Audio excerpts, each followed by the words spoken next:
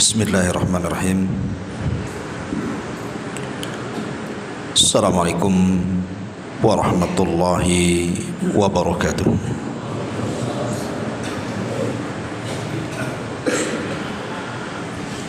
Alhamdulillah. Alhamdulillahilladzi bi ni'matihi tatimmus shalihat. Asyhadu an la ilaha illallah wahdahu rabbi la syarika lah. Lahul mulku wa lahul hamdu yuhyi wa yumitu wa huwa ala kulli syai'in qadir.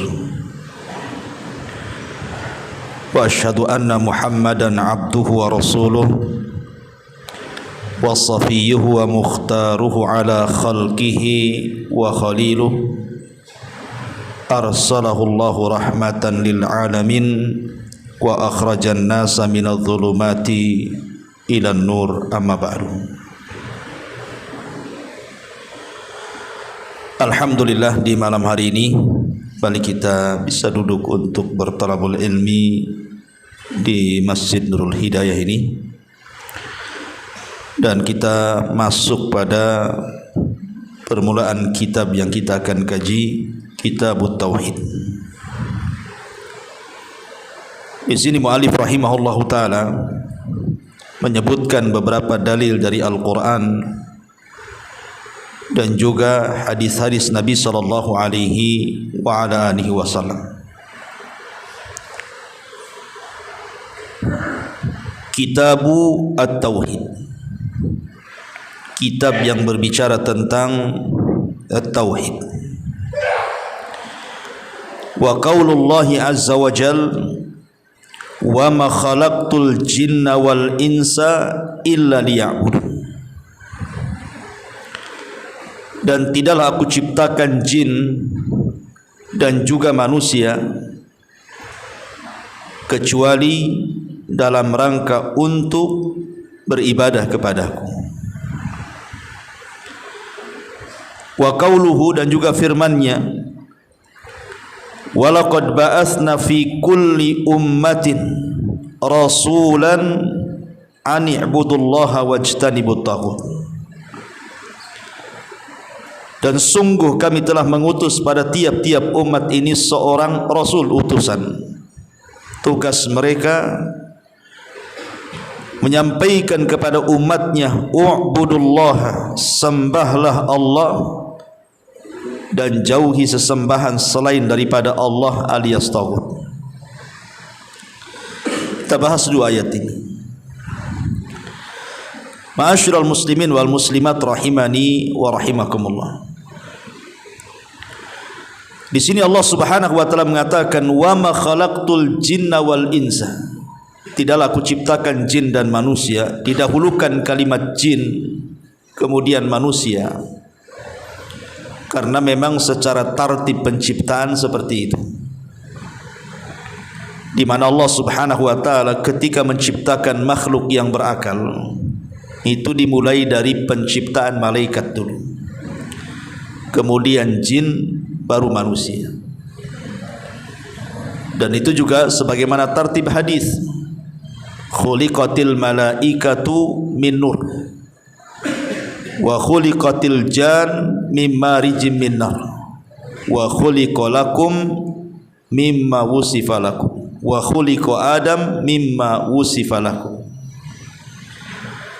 Diciptakan malaikat itu dari cahaya, diciptakan jin itu dari ujung nyala api, dan diciptakan Adam sebagaimana yang disifatkan kepada kalian. Makanya di sini Allah dahulukan kalimat jin, baru manusia. Kemudian Allah mengatakan illa liya'budun, kecuali diciptakan jin dan manusia itu hikmahnya adalah agar mereka beribadah kepadaku. Ahli tafsir seperti yang dikatakan oleh Al-Imam Ibnu Abbas radhiyallahu anhuma, kata-kata illa liya'budun artinya illa liyukirru bi ibadati tau'an au karhan. Artinya mereka disuruh untuk menetapkan beribadah dengan cara beribadah kepadaku suka ataupun tidak suka. Mereka disuruh untuk menetapkan ibadah kepada Allah. Dalam riwayat yang lain, illa liyuwahidun, artinya untuk mentauhidkan aku. Ma'asyiral muslimin yang dimuliakan Allah Subhanahu wa taala. Kemudian juga dikatakan oleh ahli tafsir yang lainnya, maksudnya adalah kalimat wa ma khalaqtul jinna wal insa illa liya'budun, artinya innama khalaqtuhum, sesungguhnya aku ciptakan mereka, maksudnya jin dan manusia itu, li'amurahum biibadati, agar aku perintahkan mereka beribadah kepadaku, la lihtiyaji ilaihim, bukan karena aku berhajat kepada mereka. Para ulama ketika memberikan faedah kepada ayat ini, ada beberapa faedah yang bisa kita ambil. Yang pertama, bahwa penciptaan manusia oleh Allah Subhanahu wa taala itu karena sebuah hikmah, bukan karena main-main. Jadi Allah Subhanahu wa taala menciptakan kita itu bukan untuk main-main, tidak, tetapi ada sebuah hikmah yang sangat besar. Dan hikmah penciptaan yang kedua, hikmah penciptaan diciptakan seluruh manusia itu adalah satu hikmah yang sangat besar yang disebut dengan tauhid.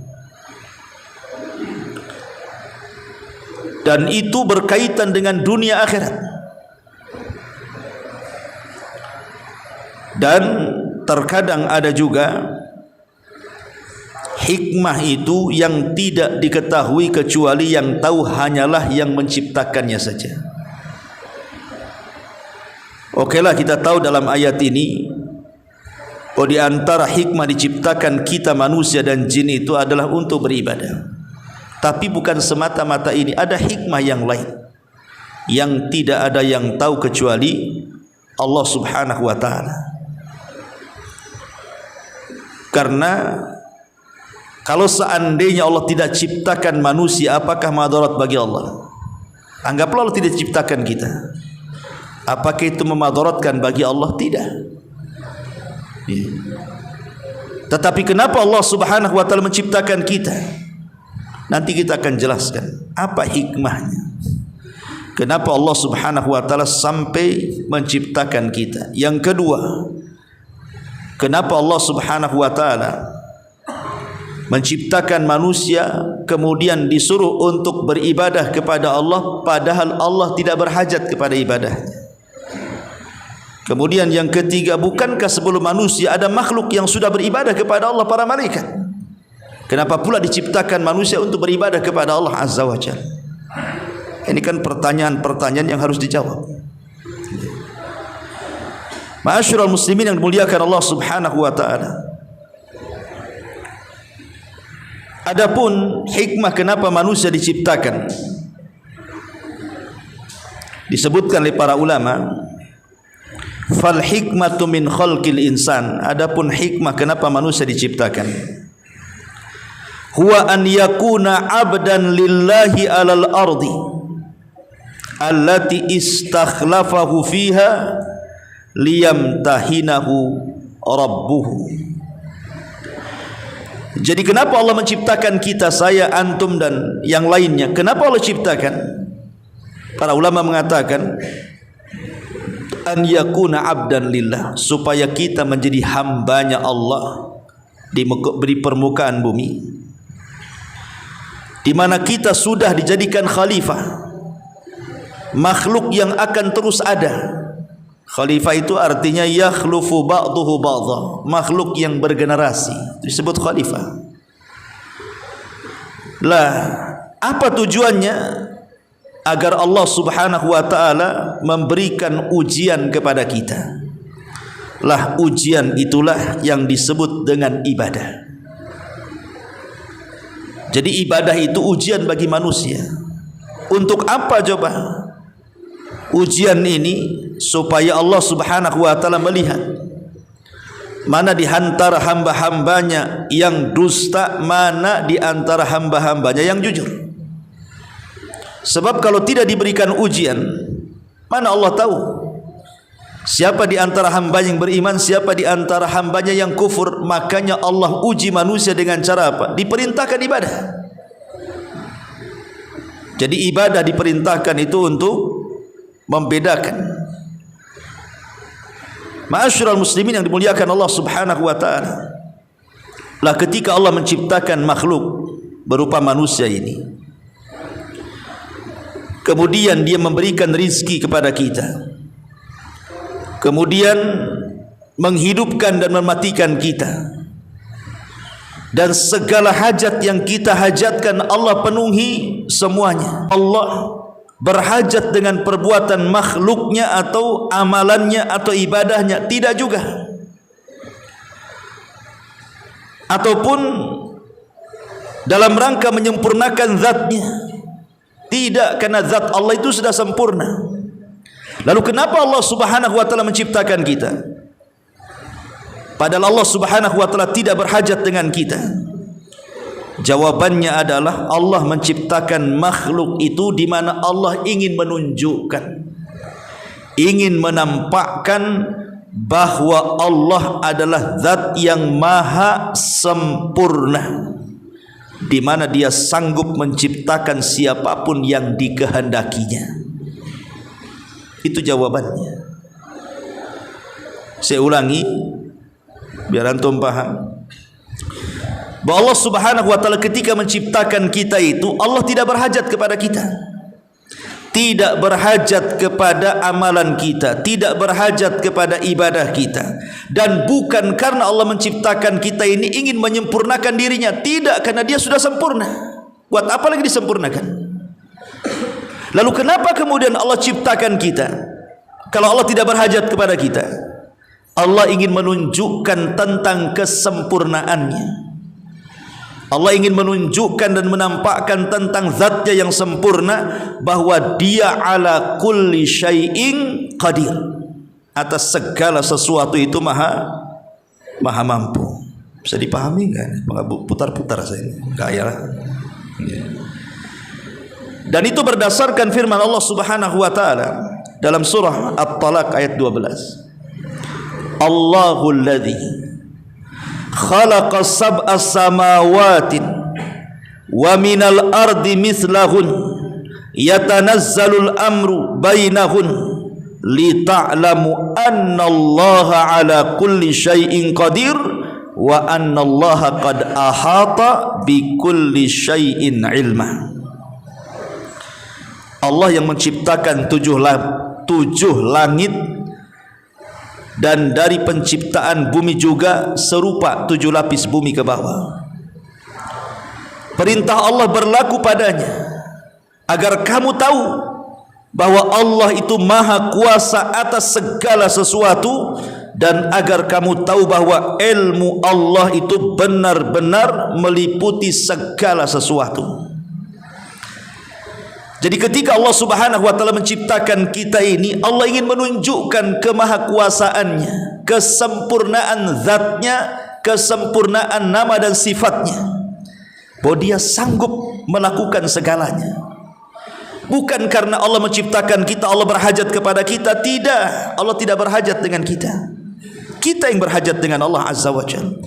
Tapi Allah ingin menunjukkan bahwa dia itu zat yang sempurna, itu saja. Ma'asyiral muslimin yang dimuliakan Allah Subhanahu wa taala, kalau kemudian pertanyaannya menyusul tadi, bukankah Allah Subhanahu wa taala sudah menciptakan malaikat sebelum kita? Dan para malaikat diciptakan hanya untuk beribadah kepada Allah saja. Lalu kenapa kemudian Allah menciptakan manusia dan disuruh pula beribadah kepada Allah? Kalau Allah tidak berhajat dengan kita, kan cukup menciptakan malaikat saja.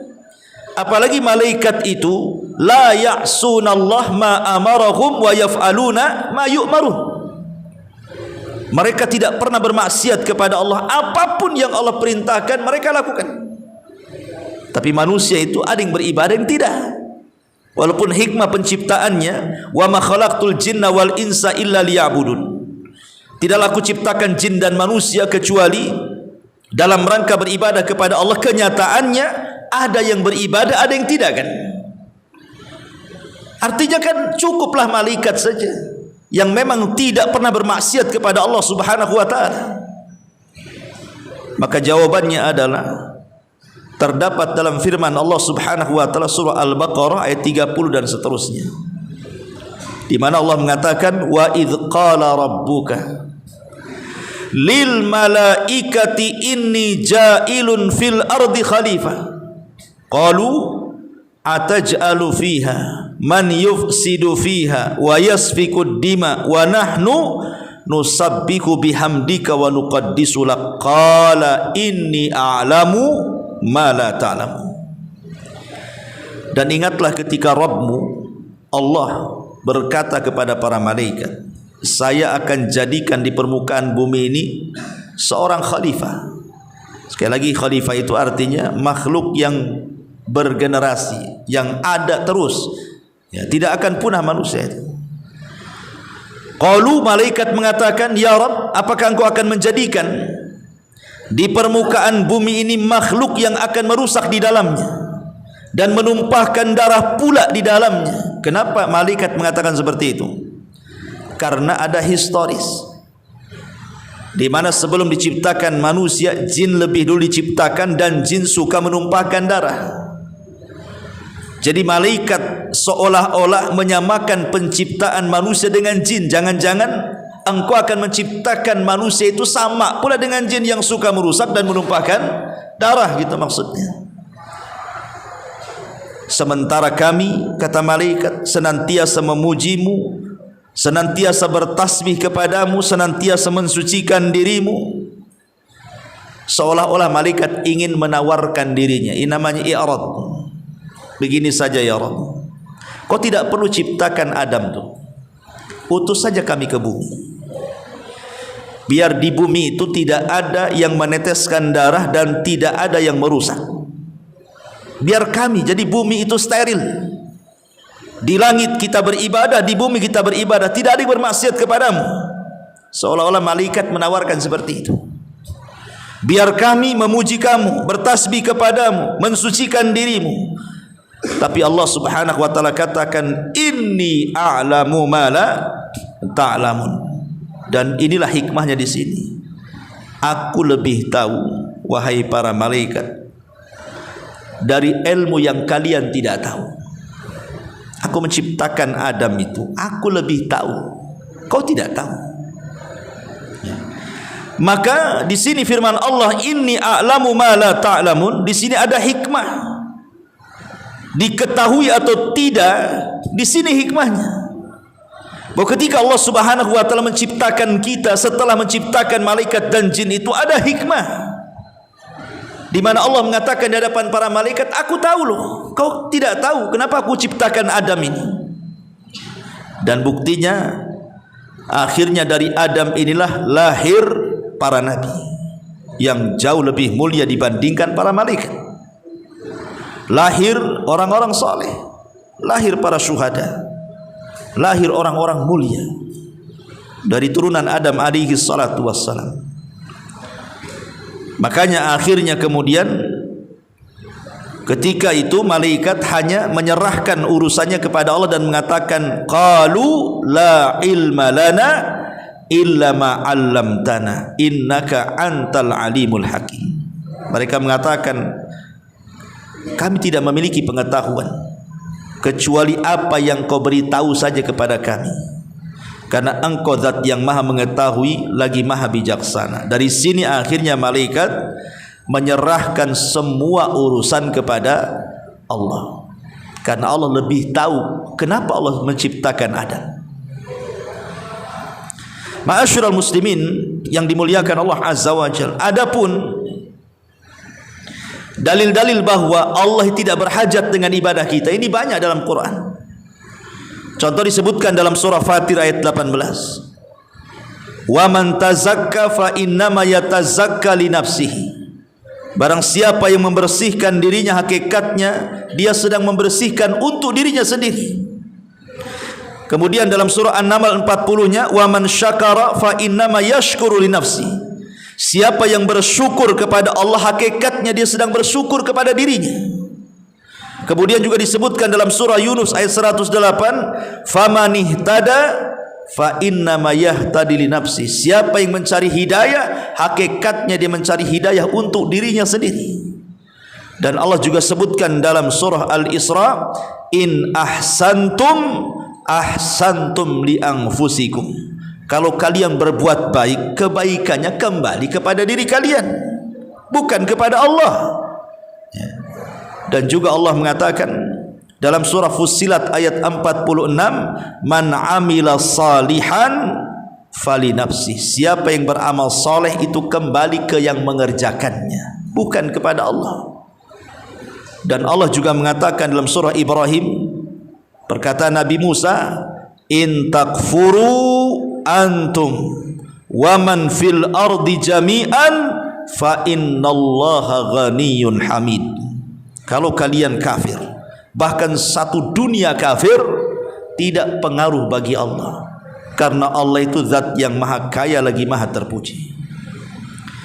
Dari ayat-ayat ini menunjukkan bahwa ketika Allah menciptakan kita, kemudian memerintahkan kita dengan beribadah kepadanya, bukan berarti ibadah kita, salat kita, puasa kita, zikir kita, baca Quran kita, sebutkan ibadah apapun yang kita tahu, bukan berarti Allah berhajat dengan ibadah kita, tidak.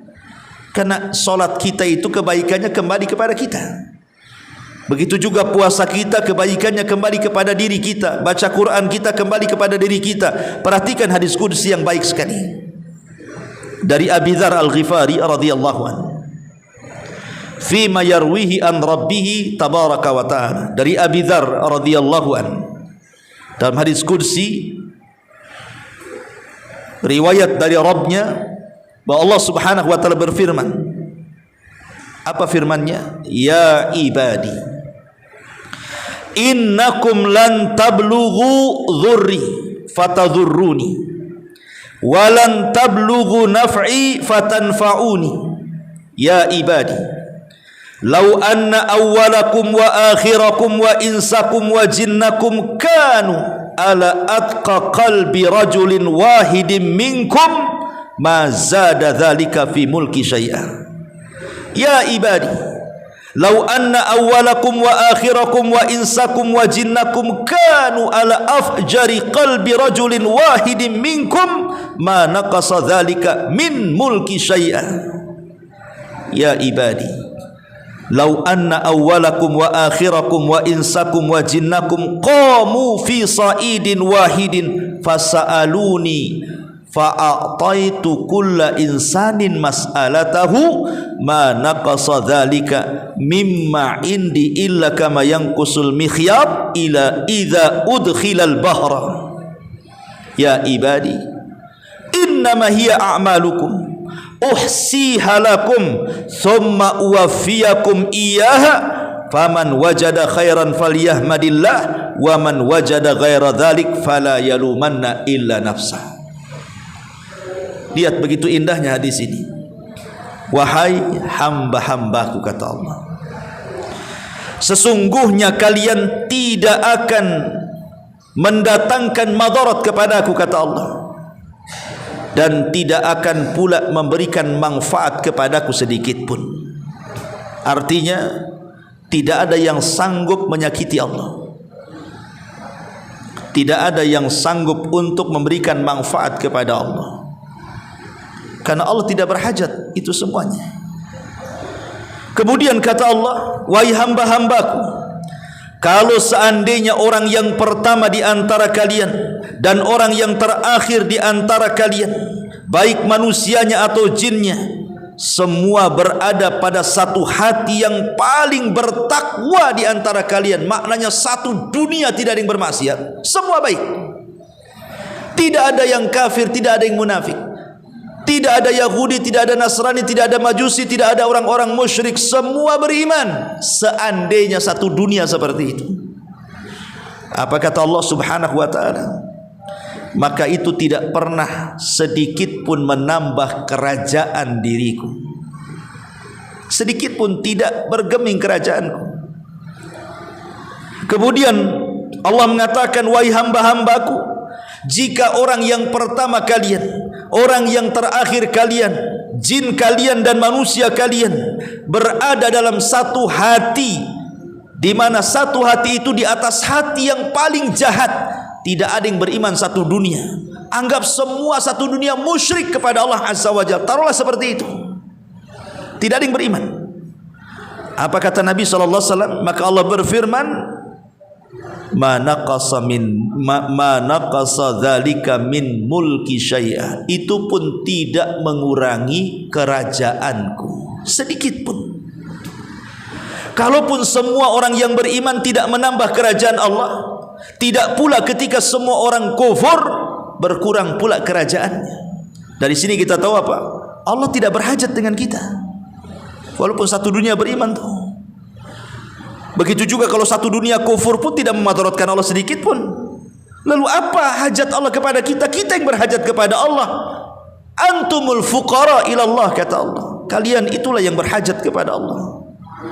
Kemudian kata Nabi SAW, wahai hamba-hambaku, kalau seandainya orang yang pertama di antara kalian, orang yang terakhir di antara kalian, jin kalian dan manusia kalian, satu dunia ini mereka berkumpul di satu tempat yang sangat luas, kemudian mereka meminta kepadaku sesuai dengan hajat mereka.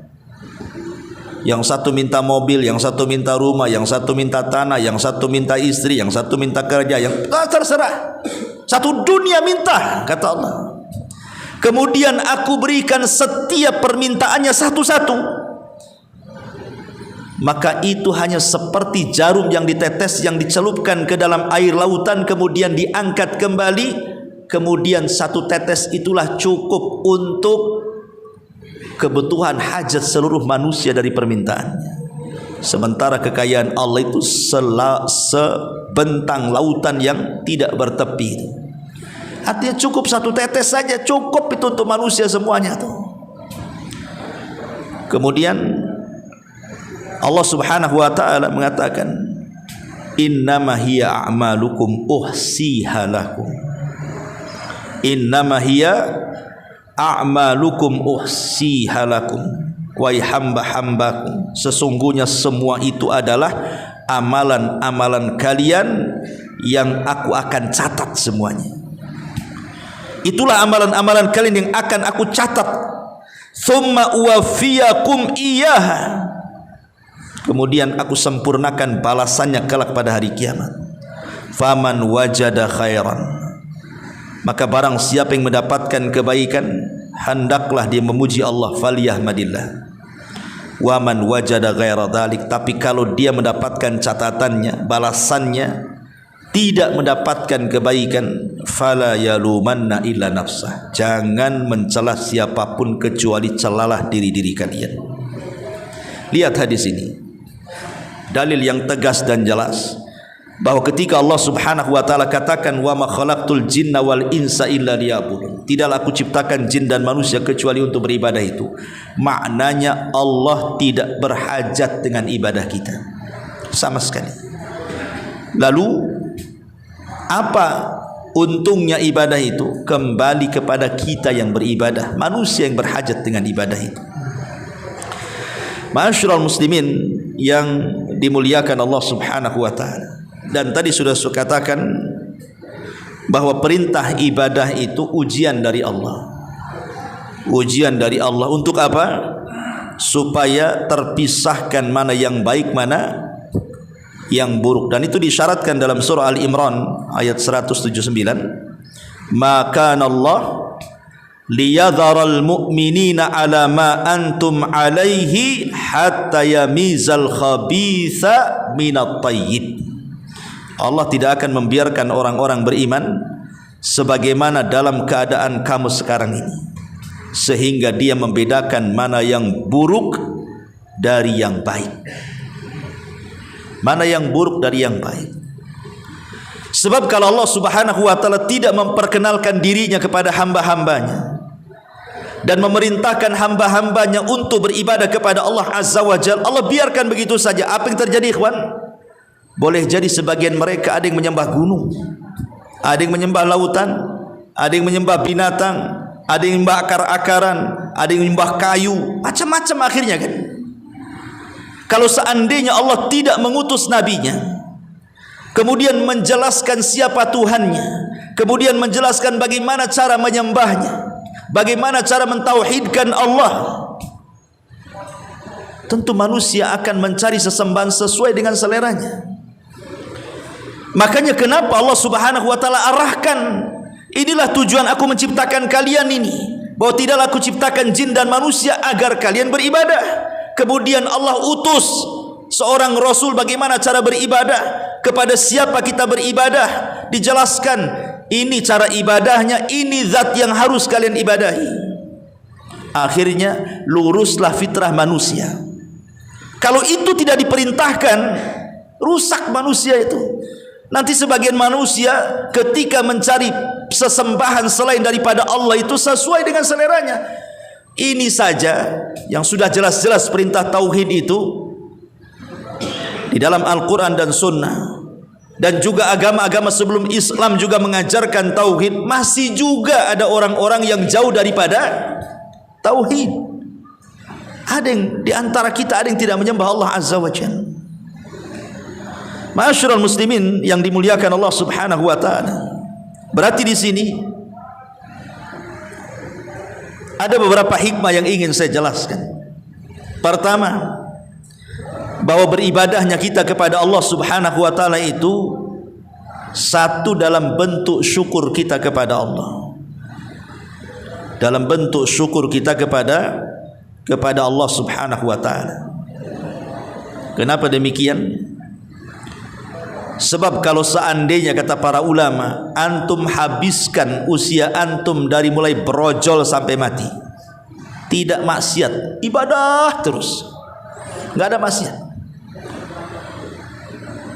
Kemudian kita bandingkan dengan nikmat-nikmat yang Allah anugerahkan kepada kita, itu tidak sebanding walaupun dengan hanya satu nikmat yang Allah anugerahkan kepada kita. Anggaplah antum tidak pernah maksiat, ibadah terus dari mulai lahir sampai mati. Dengan satu nikmat saja yang Allah anugerahkan kepada kita, itu belum sebanding, apalagi dengan banyaknya nikmat. Sering saya contohkan kisah dari kisah umat terdahulu, di mana ada seseorang yang dihadapkan di hadapan Allah dan dia diberdirikan di depan pintu sorga. Kemudian orang ini Allah katakan, udkhulil jannah birahmati, masuk kau ke dalam sorga karena kasih sayangku, karena rahmatku. Karena orang masuk sorga itu karena rahmat, tapi orang masuk neraka karena keadilan.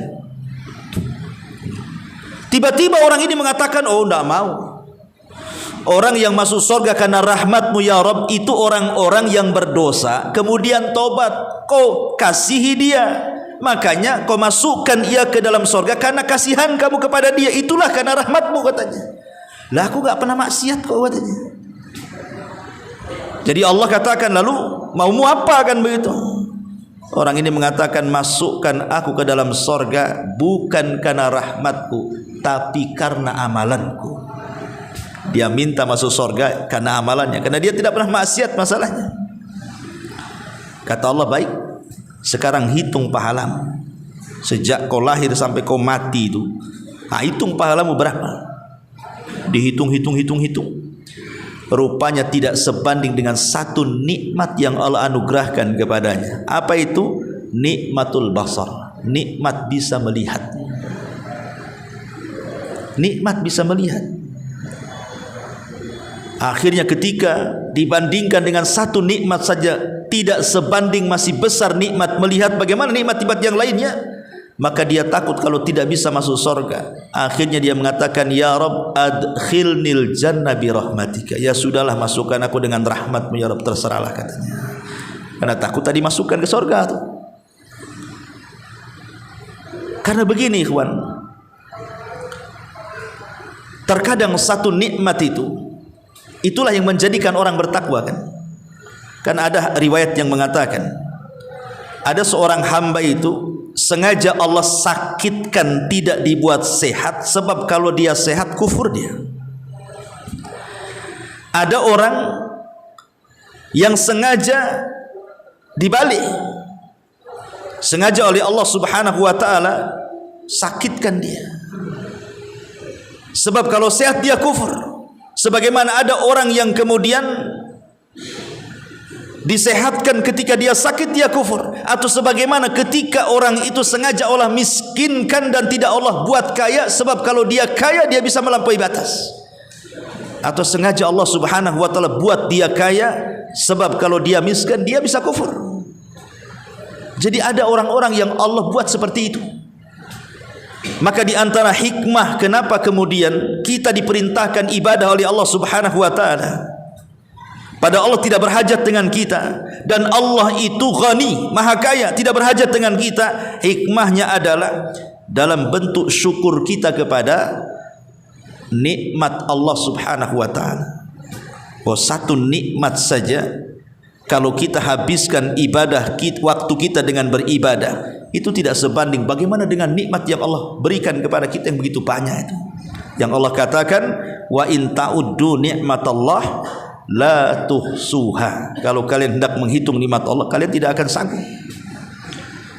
Bahkan istilah Buya Hamka itu, kalau seandainya Anda menghitung nikmat Allah dengan komputernya sudah rusak, nikmat Allah belum juga penuh dalam komputer itu, saking banyaknya. Kemudian yang kedua, kenapa kita diciptakan dan disuruh beribadah kepada Allah sementara Allah tidak berhajat kepada kita? Hikmahnya adalah wa fi ibadatihi subhanahu wa ta'ala salahuna wa sa'adatuna fi daraini, adalah untuk kebaikan kita, dunia kita dan akhirat kita. Karena sebab itulah kita berhajat kepada ibadah kepada Allah Subhanahu wa ta'ala. Dikatakan oleh Qatadah, seorang ulama salaf dan yang lainnya, innallaha lam ya'muril ibad bima amarahum bihi lihajatihi ilaihi. Sesungguhnya Allah tidak pernah memerintahkan hamba-hambanya dengan apa-apa yang Allah perintahkan kepada mereka karena hajat Allah kepada ibadah mereka.